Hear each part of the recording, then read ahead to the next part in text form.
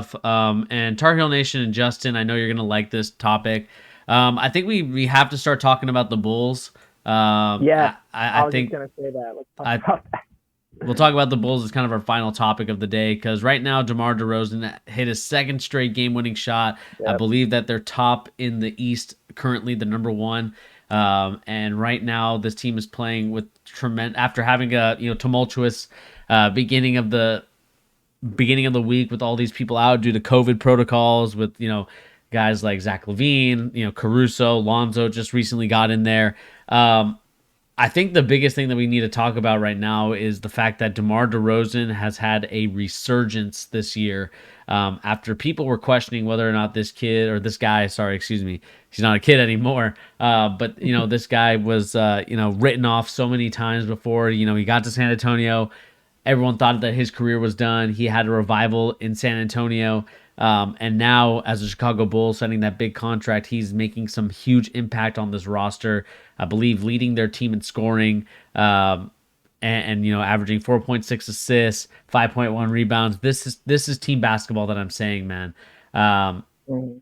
so with that being said, Chicago Bulls, DeMar DeRozan, Tar Heel Nation, you said this is DeMar DeRozan the front runner for the MVP this year.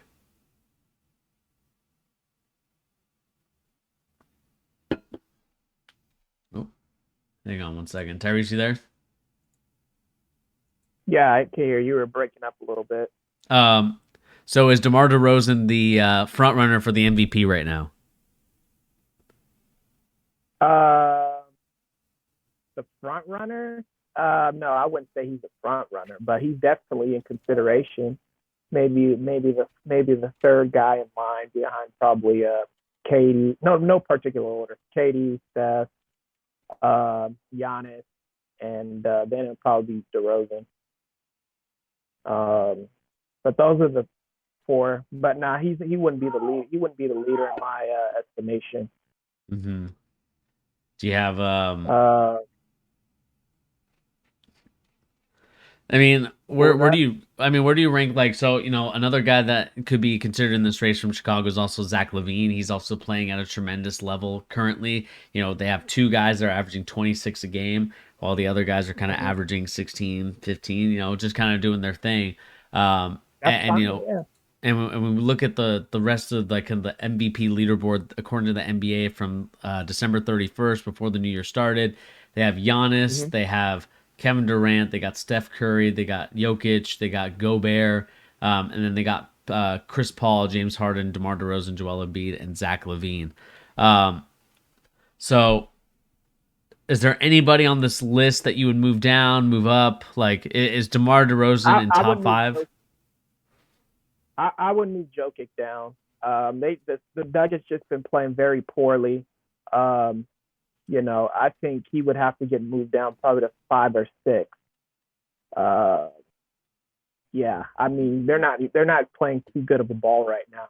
Mm-hmm. But I mean he's solid. But if if I had to, I would probably even put I would probably even put James Harden in front of him. Oh wow. I mean, James Harden's been balling in the last 3 games. He had 39, the 27, 33, 76ers, 34 against the Clippers yesterday. Mm-hmm. 12 rebounds, 14. I mean, this guy James Harden, he's been balling. He's been balling in the last 2 games. I mean, I would even have him in front of Jokic, to be honest. Yeah. Yeah, I mean, I think right I now, mean, it's not currently, too much of a far drop off. yeah, I just think in the current MVP race that I would say, I think I would have to have, um, I think I had Kevin Durant as the MVP, and I still think that he is because he's balling at an elite level. I think I would have Steph Curry at number two, just with the way that he's been performing this season, and then I'd probably have to put, um, honestly, I'd put DeMar DeRozan next, man. Like I just, I'm really been impressed with DeMar DeRozan this year. After, like I said, a lot of people have written him off. A lot of people had said that he was a guy that, could be a make or break for the Chicago Bulls. But he's Mhm. been a tremendous like value for them with the way that he's been playing. And Justin, the Bulls. even though they've been struck with COVID, even though they've been dealing with a lot of injuries, they've been able to kind of withstand that and still stay in first. Like, you have to reward DeMar DeRozan for playing at a consistent level that he's been playing at. So I think that DeMar DeRozan's top three, and Okay. I'd probably have like I'd probably have Jokic next after that, in third and fourth, and then I'd probably have Giannis, just because I think even though the Milwaukee Bucks are playing a lot better now, I still think that they are lagging behind in some aspects, and I need to see them continue to develop and grow as a team. Now that they have DiVincenzo back on the roster, and how to play with him, but. I'm liking what I'm seeing, man. I'm liking what I'm seeing from the Bulls. I think that if they can continue this hot streak that they've been on, and if DeMar DeRozan and Zach Levine continue their hot streak, there's no reason why this Bulls team can't make it to the Eastern Conference Finals, especially with the way that some of these teams in the East have been playing.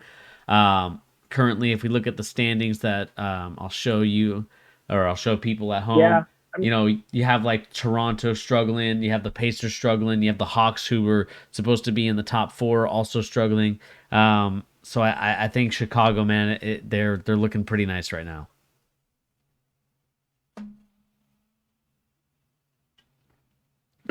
Let's see here. Justin, you said, I like the shout out Tyrese, man. You were big on the Bulls this offseason. Justin, you said, I bought a Zach yeah. MVP ticket at 500 to 1 on points bet in the offseason. Probably not going to win, but I thought it was a good value.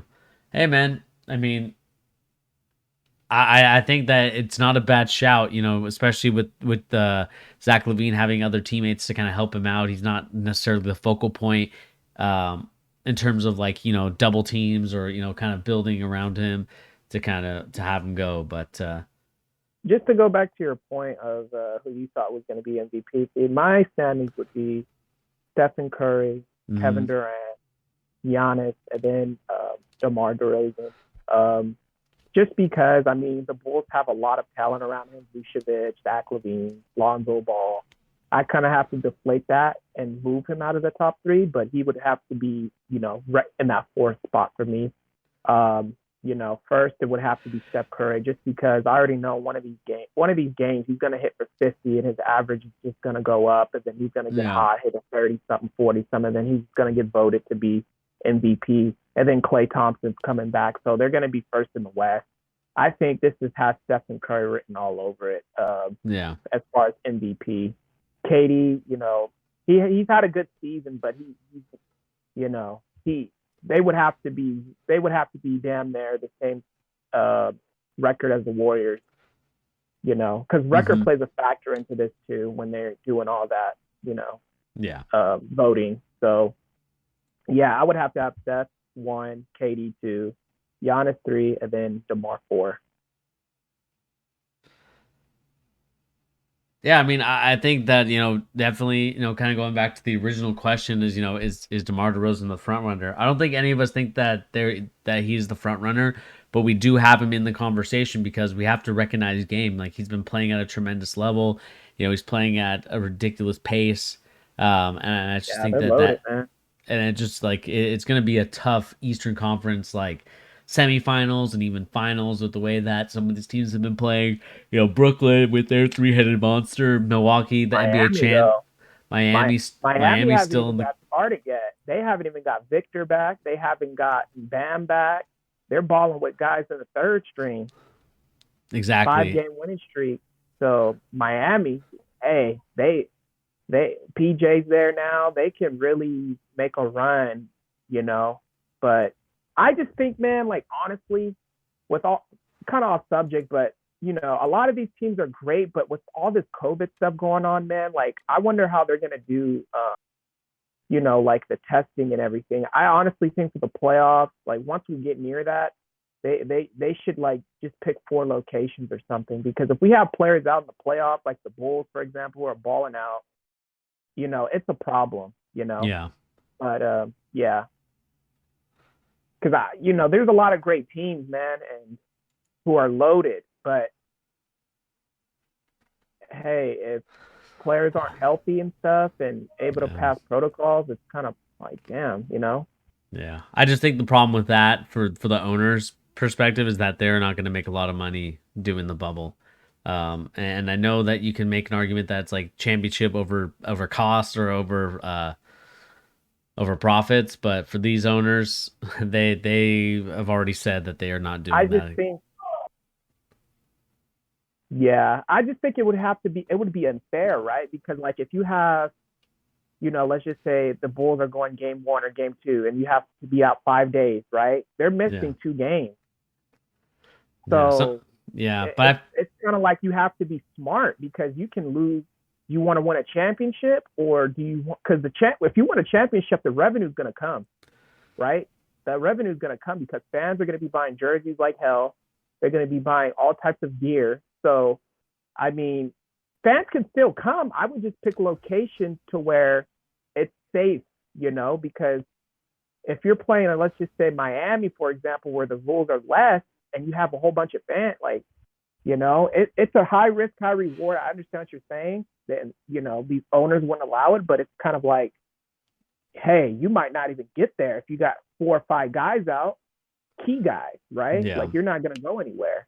yeah. But I think the NBA and the owners are all they're all gonna go with the idea that there's gonna be a new guideline in place. I think by the time the playoffs start, I think there's going to be new CDC guidelines, and I think that they're going to basically say that asymptomatic players are able to play, and then it's just going to be like a whole totally different can of worms that's going to be opened. I just think that that's where currently what's going on with the CDC. I feel like that leads to the can of worms that I'm talking about. Because I think that teams and owners are going to be like, well, if he's healthy, he should be able to play. Like if he doesn't show any symptoms, he should be able to play. And I think that the CDC is going to bend to the whim of the owners for both Mm-hmm. NFL, NHL, doesn't matter what sport. And they're just going to be like, okay, fine, fine, fine, fine, fine. Asymptomatic players can just play. And I just feel like that's where Do you really think that? I think so, I, man. The CDCs are they are in the pocketbooks of corporations, and I just think that they want and if corporations are like, "Hey, man, we're yeah, losing a I, lot of money. We gotta just let them do their thing and let them play." I understand that, but like, like from the NBA perspective and the NFL, like they're really small, right? Like, I mean, compared to the airline industry, like we've seen when the CDC moved, when the CEO of Delta said, can you release it 5 days because we're having shortages of employees, right? And what did the CDC owner do? I mean, honestly, it's gonna all fall online. I think with travel companies such as Delta, I think that's gonna really move. Like, if they're delaying flights and hey, you guys can't fly because of the Omicron variant come April, and I think the NBA, you know, they're going Mm-hmm. to follow suit, I think, with the airlines, most companies and everything else, because the airlines to me set the tone for everything going on. They're already delaying flights as of now, but once we get that New Year's and Christmas data in about 3 or 4 weeks, February, March, so they're Yeah. going to have to set infrastructure up come March because they can't just come last minute and say, hey, we're all going to shift. They're going to have to set this up to just keep it in place because, you don't want to do stuff the last minute, right? Yeah. So, Yeah. But I just think it's all going to fall all on the airline industry as far as the dominoes where it's going to fall, is it going to stay still or is it going to fall down? That's my prediction. yeah. And we'll see, man. We'll see how this whole thing plays out from that perspective. But to go back to kind of the original question and what we're talking about, the Bulls, man, I think that they're an exciting team. I think that they're a fun team to watch. They obviously are number one in the East. And just let us know in the comment section down below. What do you guys make of the Chicago Bulls and their run so far? Is it something that you're impressed with? Are you seeing some great things out of the Chicago Bulls? Or do you think that it's a fluke and do you think that they're going to fall a little bit and go to fifth or sixth place? Let us know in the comment section down below because I'd love to know what you guys think of the Chicago Bulls moving forward.